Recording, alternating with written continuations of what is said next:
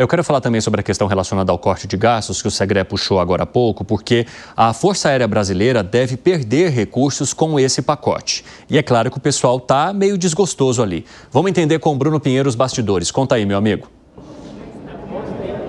Evandro, é de autoria do líder do governo, deputado José Guimarães, inclusive sobre o superávit de pelo menos 8 fundos, que ficaria de responsabilidade do governo. Esse valor ficaria livre e seria utilizado da forma que o governo entendesse. Então, esse superávit seria retirado da aeronáutica, não somente da aeronáutica, como o Fundo de Defesa de Direitos Difusos, sobre o Fundo Nacional Antidrogas, fundos importantes.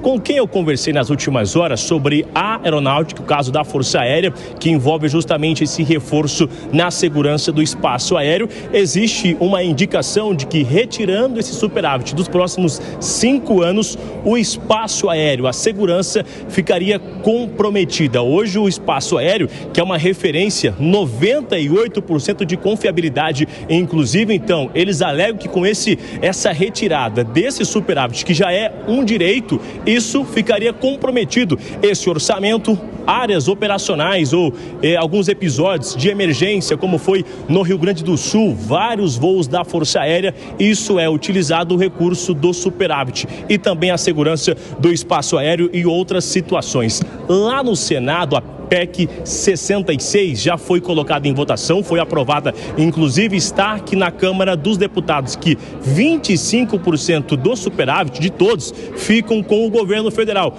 Mas agora isso está sendo colocado de lado e aqui na Câmara dos Deputados, 8 fundos são totalmente comprometidos e esse valor então fica livre para o governo federal. E o que, no caso da Força Aérea especificamente, estão alegando essa dificuldade, que nem mesmo um exemplo lá no enfrentamento à Covid-19, quando as companhias aéreas também enfrentaram dificuldades, outras situações, que esse fundo da Força Aérea foi quem acabou sendo utilizado para complementar esses valores. E agora aqui na Câmara está essa discussão para reter então esses 8 fundos, entre eles está a Força Aérea, que é muito importante neste momento. Inclusive, só para mais um exemplo sobre essas aeronaves, sobre aquisições também de missões que são realizadas. Então, isso tudo, esses valores, se forem retidos por parte do governo para equilibrar as contas nesse corte de gastos, haverá uma complicação.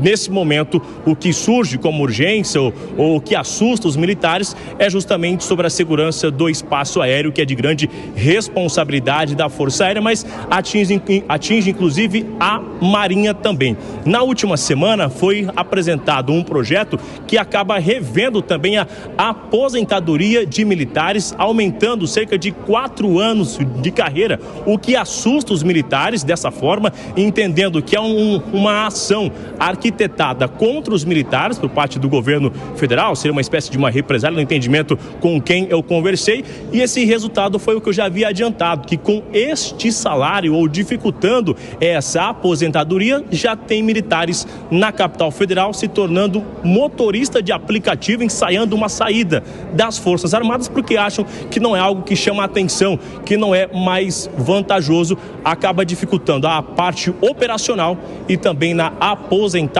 Então, diante disso, tem uma discussão aqui no Congresso Nacional, na iminência de ser discutida, inclusive, hoje, no plenário da Câmara dos Deputados. Evandro. Excelente, Bruno Pinheiro. Obrigado pelas informações até aqui. A gente vai se falando, meu amigo. Se tiver alguma novidade, nos chame aqui no nosso 3 em 1. Gustavo Segré, vamos repercutir esse fato, de agora vários militares buscarem medidas alternativas ou trabalhos alternativos para tentar compor a renda, algo que boa parte dos brasileiros já faz. E isso agora, de alguma forma, chega também a esse setor.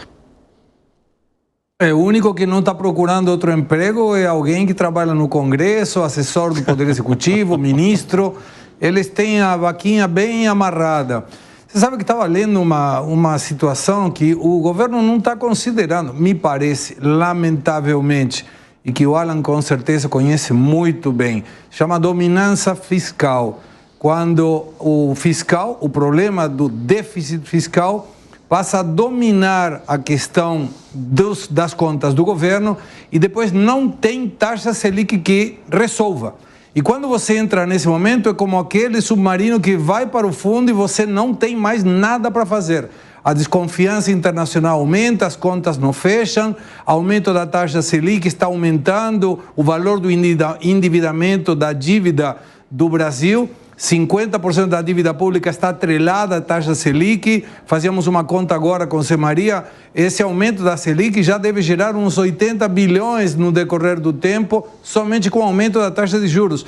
Então, não consigo entender, juro para você, não consigo entender como o governo, especificamente o presidente Lula, não se toca que tem que cortar no osso o gasto público, porque isso vai refletir em todo mundo, inclusive no governo. Faltam 2 anos até as eleições. A deterioração das contas públicas vai se acelerar. Isso aqui não é uma questão de jogar pessimismo, não, é avaliar os dados. E quando a gente avalia os dados, o resultado futuro é muito, mas muito ruim. Temos um exemplo hoje. O Banco Central colocou 4,6 bilhões no mercado. 1,6 bilhões à vista, 3 bilhões através de contratos futuros. Resolveu alguma coisa? Nada. O dólar não diminuiu em absolutamente nada. Então já estamos vendo que a desconfiança é muito grande e o governo parece não se tocar da gravidade do assunto. Ô Gani, e a persistência do dólar acima dos R$6 tem a ver com isso?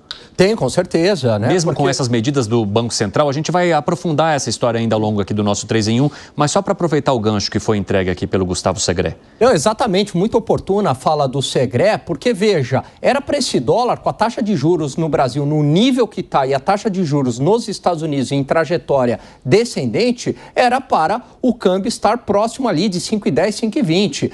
Então, o que explica a alta de 5,10, 5,20 para 6? A piora das expectativas macroeconômicas. E aí não há leilão que aguente. E quando eu falo em piora das expectativas macroeconômicas, a gente está falando especificamente da piora fiscal. Ô Fábio Piperno, você entende que boa parte do governo, ou até mesmo o próprio presidente, não estaria se tocando sobre as necessidades que se tem e que essas medidas elas significariam pouco diante do que há de desafio para o governo federal quando o assunto é a tesoura nos gastos? Bom, primeiro que o governo está se tocando sim, não é uma questão de crise fiscal, é um desequilíbrio, até porque o ano passado, como eu sempre cito aqui, o déficit foi muito maior do que vai ser esse ano. Esse ano ele deve bater no máximo 0,5% do PIB, o ano passado foi muito maior. Então ele está sim numa trajetória de declínio. Segunda coisa, na semana passada eu citei aqui,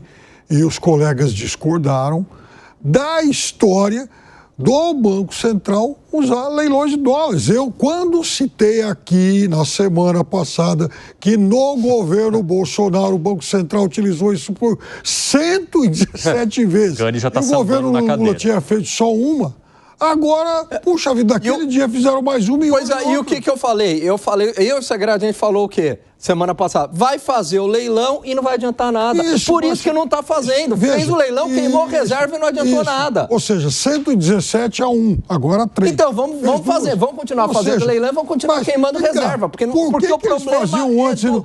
Mas porque era uma pandemia, Piperno. Não era só na pandemia. Não era uma questão fiscal interna. Fizeram isso o tempo todo. E repito, o Banco Central se baseia em projeções muito ruins.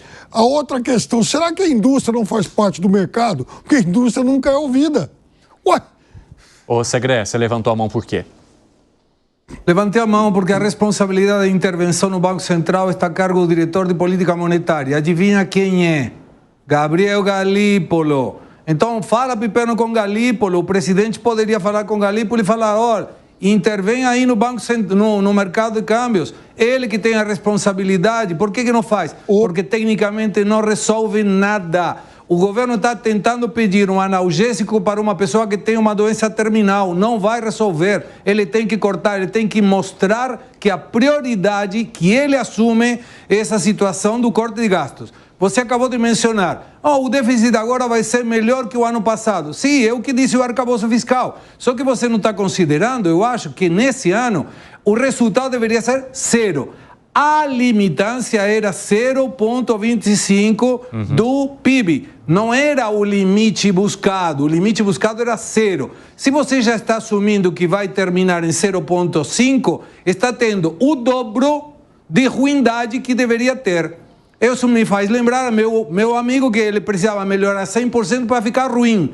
Então, como é que fica? Tem que cortar gasto, não tem milagre. Eu gostaria que realmente todo esse rigor, com esse erro de 0,25, fosse o mesmo que se aplica, por exemplo, quando a gente vai analisar projeções do mercado. O mercado não erra por 0,25. O mercado erra por um monte. Ah, mas o mercado falou isso. O Deus mercado, né? Os Faria Limers. Piperno, não. O